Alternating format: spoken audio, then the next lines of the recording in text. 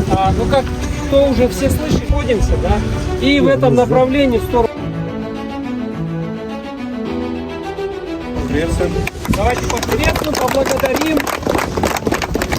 Я всех рад приветствовать. Спасибо большое. Мы первый раз присоединяемся к такому хорошему событию, да, и акции ваших участников.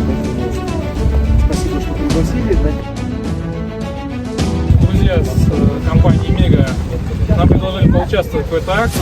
Это, знаете, такое прекрасное событие, которое объединяет разные профессии.